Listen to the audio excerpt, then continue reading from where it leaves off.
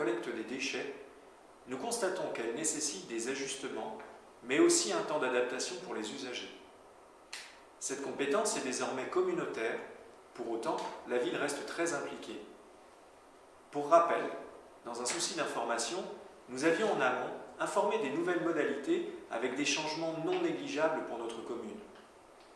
À ce titre, vous avez été nombreux à nous interpeller pour manifester vos mécontentements sur cette nouvelle organisation. Nous nous sommes tout de suite fait le relais auprès de Saint-Quentin en Yvelines pour remonter vos craintes et vos doutes légitimes. Suite à cela, une réunion exceptionnelle s'est tenue le 12 janvier avec l'ensemble des maires de l'agglomération. Je vous propose de faire un point d'étape et vous présenter les actions correctives en cours.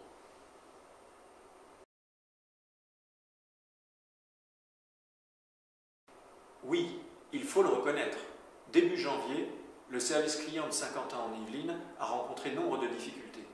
Depuis, l'agglomération a fait appel à un renfort pour traiter les demandes. Ainsi, de votre demande à la livraison, il faut compter 3 à 4 jours maximum. Le retard tend à s'effacer de jour en jour, puisque sur les 707 demandes d'Igny-Montin, il en reste 91 à traiter à ce jour.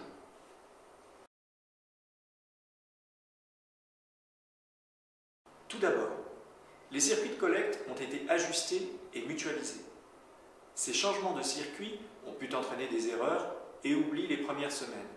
Comme dans tout démarrage, il y a des ajustements à prévoir.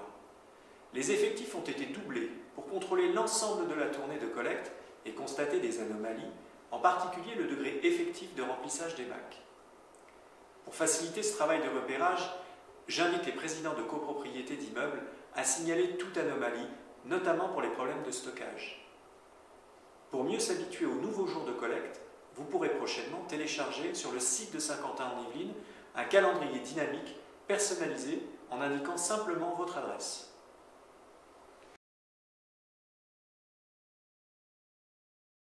L'économie générée par le nouveau marché aura limité l'incidence sur notre taxe d'ordures ménagères. Comme vous pouvez le constater sur ce graphique, la collecte correspond à 41% du coût global de la gestion des déchets. Le coût du traitement des ordures, c'est-à-dire leur incinération ou leur enfouissement, a fortement augmenté. Je précise qu'ils sont déterminés par le SIDOMP, le syndicat gestionnaire dont la ville n'a pas la maîtrise. Toutefois, je peux compter sur Bruno Boussard, mon adjoint délégué à l'environnement, qui est présent au SIDOMP pour défendre au mieux les intérêts du territoire. L'augmentation est liée à des investissements colossaux pour moderniser ces lignes d'incinération et produire ainsi plus d'énergie électrique et de chaleur, mais aussi de nouvelles lignes de tri. L'autre raison de cette augmentation est la taxe TGAP, qui est déterminée par l'État et dépend du tonnage de déchets incinérés ou enfouis, dont le coût est passé de 3 € à 8 € la tonne. On comprend dès lors l'intérêt de mieux trier. Vous le voyez, nous restons vigilants et mobilisés auprès de Saint-Quentin en Yvelines pour identifier les ajustements nécessaires.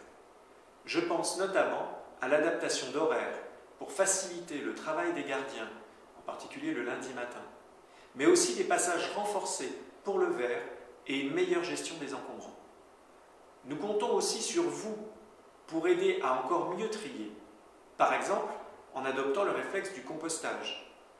Je vous le rappelle, 45% de nos poubelles sont composées de matières organiques qui pourraient être utilisées de façon plus vertueuse. Oui, ma volonté est de trouver le bon équilibre entre enjeu environnemental et vie pratique des usagers. Par une collecte simple et bien adoptée par tous, nous combattrons mieux, par exemple, les dérives des dépôts sauvages qui impactent la qualité de vie et l'attractivité de notre ville. Souvenons-nous, le meilleur déchet est celui qu'on ne produit pas.